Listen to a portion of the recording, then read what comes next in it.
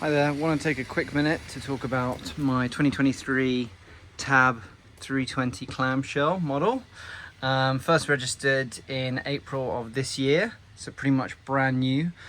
Bought for about $35,000, listed at about $29,000.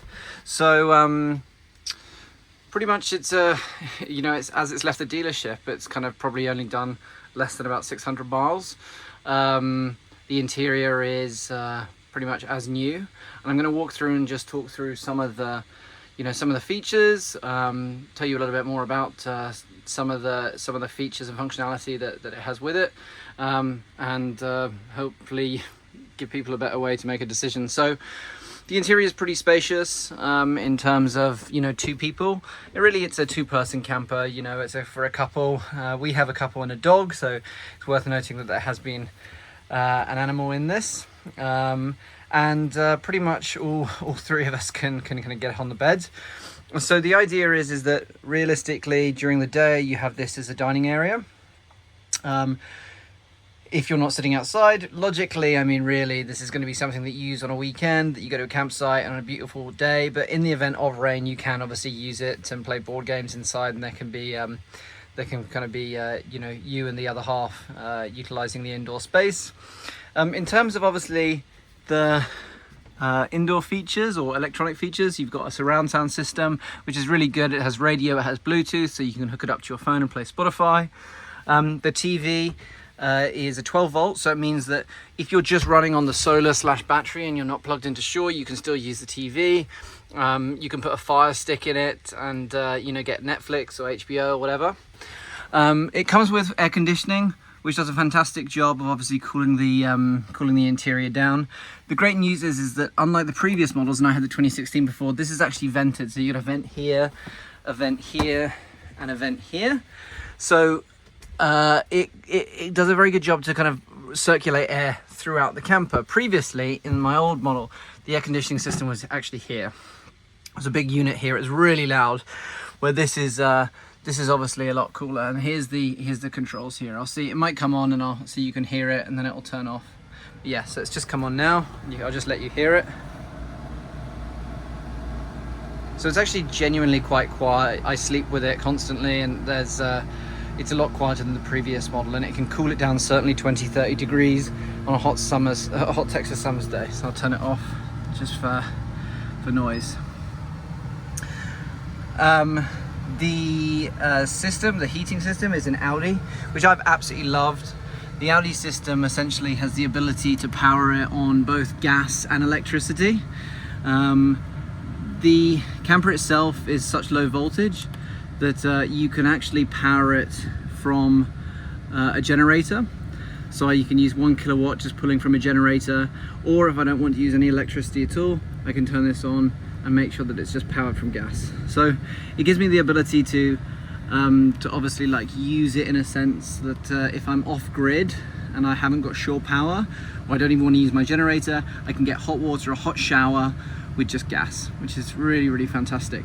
It obviously also has a heater built in, so underneath all the seats, I can show quickly, there's radiators, and those radiators, certainly when it's 20-30 degrees outside, will keep it really, really cozy indoors, and they have fans to help circulate the air. There's a huge amount of storage, so you've got storage over here, which is all completely empty, there's nothing in these.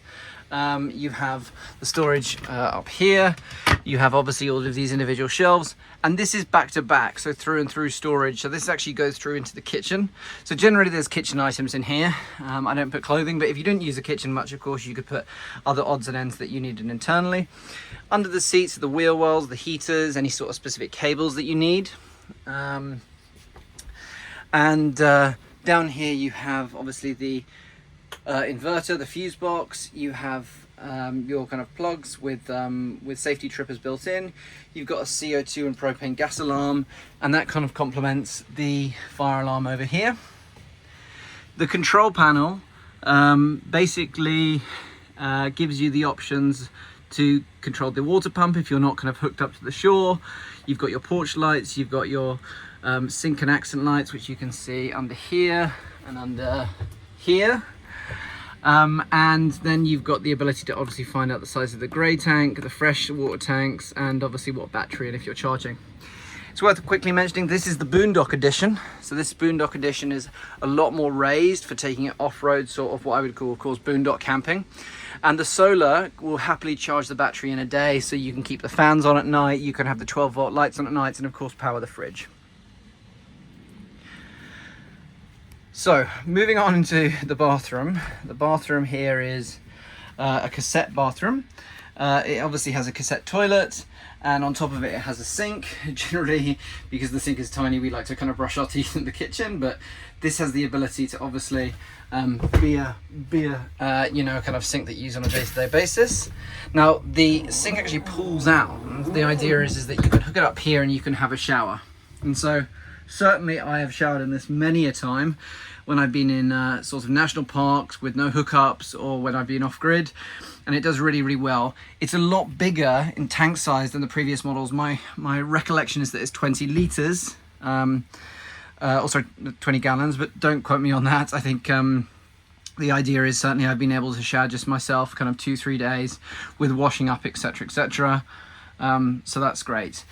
Again, what's fantastic about this edition is it's a cassette toilet. So previously you'd have to obviously kind of really empty it every 2 or 3 days. This way you can literally pull the cassette out, and the cassette will then allow you to kind of just dump it in any, you know, kind of national parks or state park toilet without needing to kind of drive it and hook it up.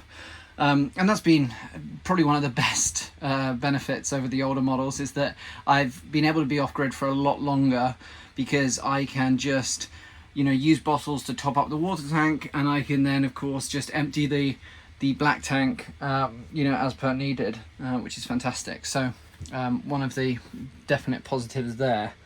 So I'm now going to do the outdoor and the kitchen, so I'll finish this video here.